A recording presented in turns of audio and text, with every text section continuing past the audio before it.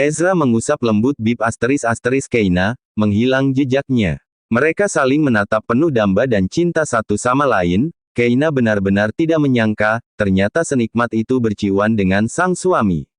Dulu Keina tidak merasakan kenikmatan ini, mungkin karena Ezra tidak melakukannya dengan cinta. Ayo lanjutkan perjalanannya, sayang, aku dan Boy sudah lapar, ucap Keina. Ezra menjadi salah tingkah mendengar kata sayang dari sang istri. Ezra pun langsung melanjutkan perjalanannya menuju restoran favoritnya sambil menggenggam tangan Keina. Tak lama mereka sampai, Keina dan Ezra kini sudah berada di ruangan VVIP yang sudah Ezra pesan terlebih dahulu sebelum mereka ke pantai. Ezra memberikan buku menu kepada Ezra, tapi wanita itu malah tidak mau membaca buku menu tersebut. Kau pesan saja apapun untukku, rasanya kala aku yang baca menu itu, semuanya terasa enak, ucapnya. Ezra tersenyum tipis. Pesan saja apa yang kau mau, sayang, itu tidak akan menghabiskan uangku, ujarnya. Keina tersipu malu. Untuk menghabiskan uangmu, aku ingin ke mall nanti. Dan untuk makan saat ini, aku ingin kau yang memesan untukku, ucapnya. Ezra mengangguk paham. Ezra memesan menu kesukaannya, lalu memberikannya pada waiters yang sudah menunggu mereka. Keina menatap sekeliling restoran dengan tatapan kagum, ia tidak menyangka bisa duduk di tempat yang sangat mewah dengan sang suami. Ezra, di mana kau tahu restoran ini?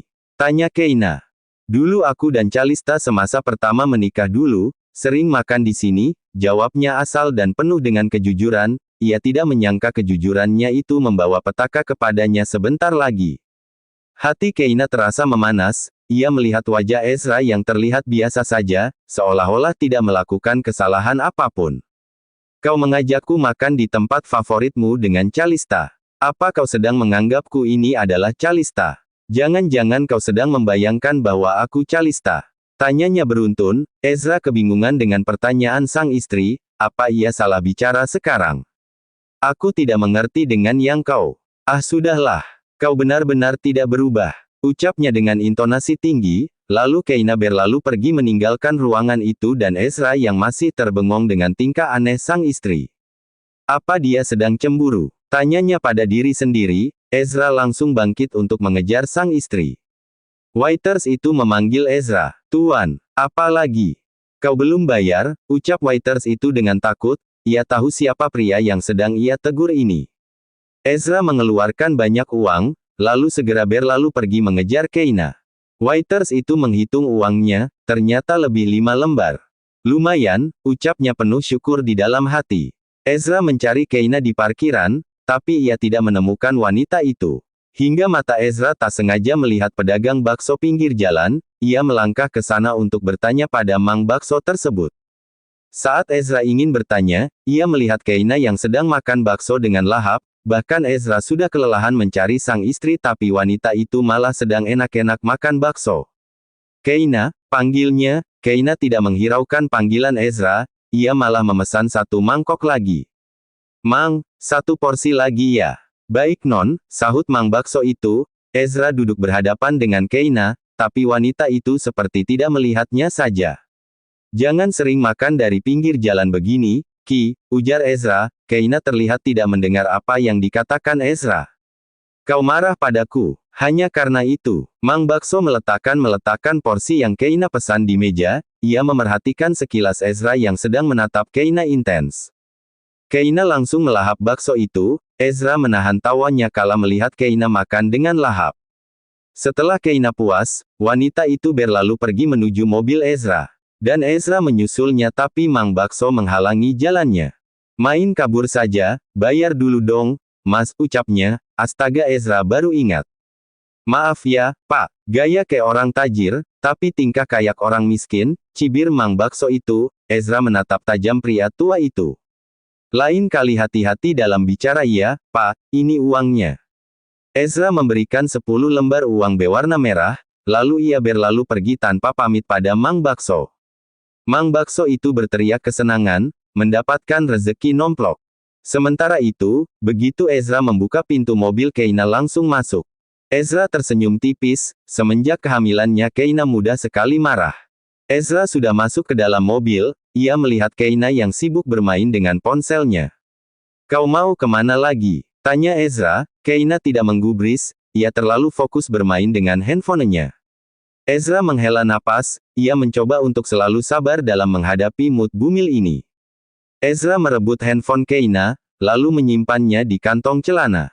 Wanita itu tidak marah, melainkan hanya diam menatap datar ke arah depan dengan jemari tangan yang seakan-akan sedang bermain handphone. Ezra menahan tawanya, ia benar-benar merasa gemas dengan tingkah Keina. Seru bermain handphone gaib? Tanya Ezra, ia menatap intens Keina yang kini juga menatapnya.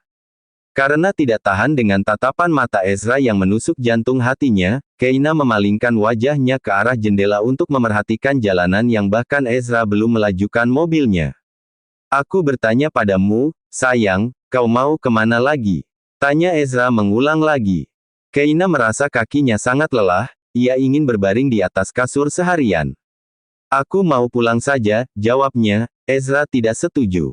Kenapa? Aku hanya ada waktu luang hari ini, jadi mari puaskan keinginanmu.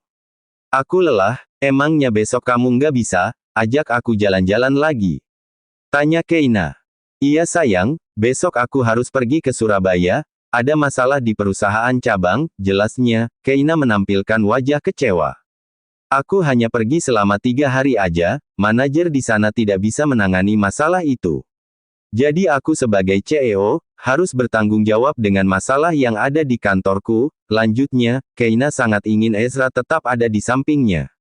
Tapi, yang dikatakan pria itu benar, sebagai pemimpin harus bertanggung jawab dengan masalah yang ada. Baiklah, ucap Keina pelan, ia menunduk sedih. Membuat Ezra jadi tidak tega meninggalkan sang istri. Begini saja, aku akan membawamu untuk periksa ke dokter Obigin. Kalau dokter Tari memperbolehkan kau untuk perjalanan jauh, maka aku akan mengajakmu.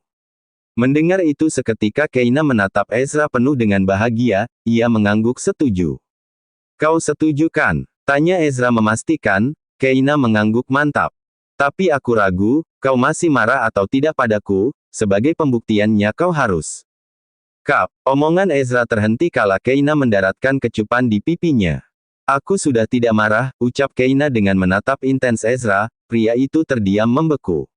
Jantungnya berdetak kencang, dan waktu seakan-akan terhenti. Ezra, panggil Keina. Seketika Ezra tersadar. Ah iya, ayo kita berangkat ke rumah sakit. Keina tertawa kecil, ia sangat senang membuat Ezra tersipu malu begitu. Di rumah sakit internasional, sepasang suami istri sedang menunggu giliran mereka untuk cek keadaan janinnya, yaitu Ezra dan Keina. Sudah menunggu lebih dari 1 jam, tapi nama mereka belum juga terpanggil. Membuat Ezra merasa bosan dan ingin sekali menggunakan kekuasaannya sekarang. Tapi apalah daya, Keina tidak mengizinkan sama sekali. Sayang, kau apa tidak bosan menunggu? Tanya Ezra. Keina menggelengkan kepalanya cepat, ia fokus memakan cemilan yang dibeli Ezra di minimarket tadi. Ezra menghela napas, ia benar-benar bosan, ia tidak pernah menunggu seperti ini dalam hidupnya. Kau punya suami Ezra Pradipta, gunakan dengan baik, ucapnya. Keina menatap malas sang suami. Dengar Tuan Ezra Pradipta, kau dan manusia lain yang ada di sini, sama di mata Tuhan, ujar Keina. Ezra mengusap rambut Keina gemas.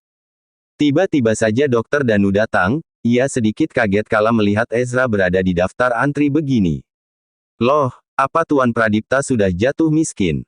Tanyanya, sepasang suami itu menatap ke arah Danu. Keina yang senang melihat Danu, sementara Ezra menampilkan wajah tidak suka. Kalau aku jatuh miskin, yang pertama keluar dari rumah sakit ini pasti kau. Ucap Ezra. Danu terkekeh saja. Kalian mau periksa baby junior? Tanyanya lagi. Ezra dan Keina mengangguk. Dokter Tari tidak ada jadwal hari ini, itu dokter penggantinya saja. Ezra dan Keina saling menatap satu sama lain, ternyata mereka sudah menunggu secara sia-sia. Kenapa kau tidak memberitahuku? Tanya Ezra. Jangan salahkan Kak Danu, kau saja yang tidak teliti, timpal Keina. Ezra menatap tajam Danu yang mengejeknya karena Keina malah membelanya. Kalau hanya menanyakan soal kondisi Keina, aku bisa memeriksanya. Ezra tidak ada pilihan lain, terpaksa Keina harus diperiksa oleh Danu. Karena Ezra hanya mempercayakan kehamilan Keina dengan orang tertentu saja, mengingat posisinya yang mungkin akan membahayakan anak dan istrinya kelak. Kini Danu, Keina dan juga Ezra berada di ruangan Dokter Danu. Danu memeriksa Keina, Ezra memerhatikan Danu yang sedari tadi hanya terus memegang tangan Keina tanpa bicara sepatah kata pun. Ezra melepaskan tangan Danu dari tangan sang istri. Kau jangan modus, Ezra. Keina memarahi sang suami. Ezra tidak peduli, ia memegang tangan Keina dengan erat dan angan itu agar jejak Danu hilang. Wow, kau sangat berlebihan tuan, dulu saja kau menganggap Keina selayaknya sampah, cibirnya. Ezra menendang kaki dokter cerewet itu membuat sang empu merintih kesakitan. Maaf, aku hanya bercanda, ujarnya. Keina tertawa, ia tidak menyangka Kak Danu ternyata orang yang sangat lucu dan humoris. Bagaimana? Apa Keina bisa melakukan perjalanan jauh? Tanya Ezra. Keina sangat gugup mendengar tentang hasil pemeriksaannya.